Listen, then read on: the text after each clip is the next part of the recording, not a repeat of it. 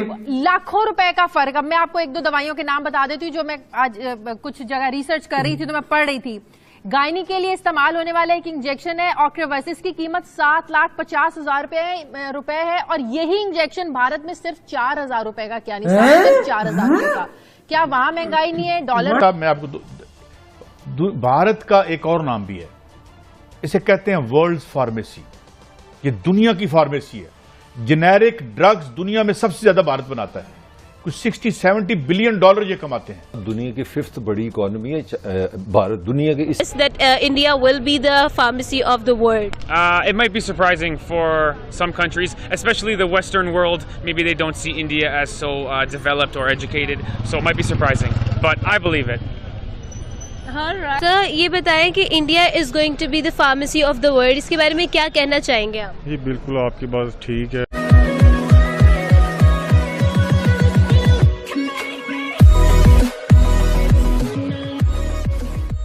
नमस्कार दोस्तों, अब यहाँ पर ऑब्वियसली हम सबको पता है, अगर नहीं पता तो मैं आपको बता दूं कि इंडिया को जो है वो दुनिया की फार्मेसी कहा जाता है।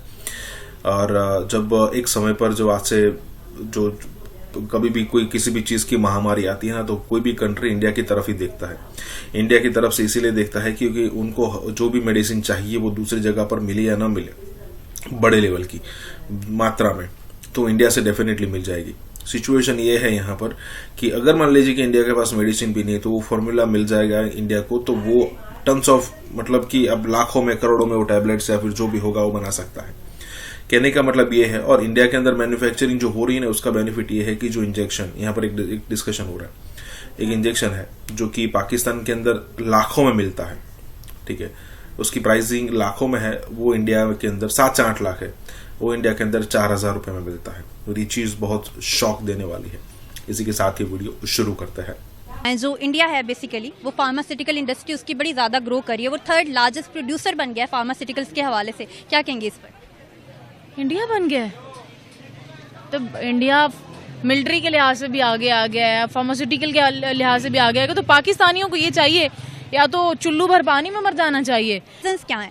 क्योंकि इंडिया बहुत तेजी से ग्रो कर रहा है। आप टेक्नोलॉजी उठा लें, आप कोई भी फील्ड उठा लें, इंडिया उसमें बहुत तेजी से ग्रो कर रहा है। आपको क्या लगता है रीजंस क्या हो सकते हैं? अच्छा, मुझे जो लगता है वो ये है कि चाइना के बाद जो इंडिया है उसने अपने आप को बहुत ज्यादा चेंज किया है, वो रैपिडली जो है वो ग्रो कर रहे हैं।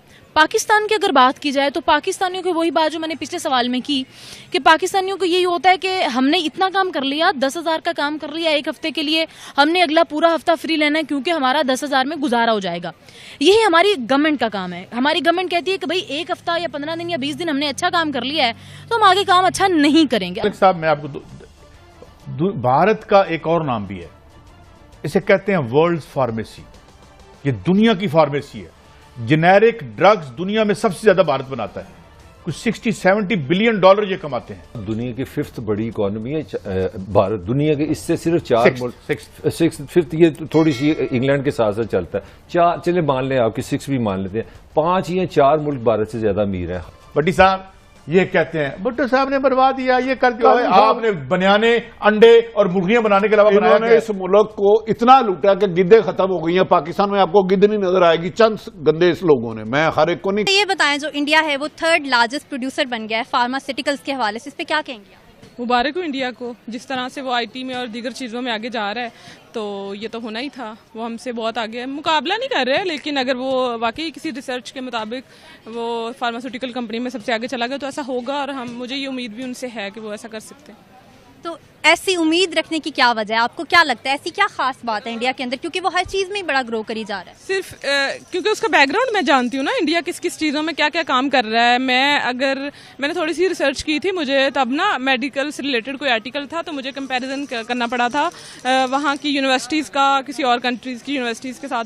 तब मुझे आइडिया हुआ कि दुनिया की बेस्ट 3 जो मेडिकल यूनिवर्सिटीज़ हैं वो इंडिया में, एशिया की नहीं सॉरी दुनिया की सबसे बड़ी जो लैब है ना वो इंडिया में। और ये मुझे अभी रिसेंटली कोविड की वैक्सीन जब बनी तब पता चला है कि दुनिया की सबसे बड़ी लेबोरेटरी इंडिया में।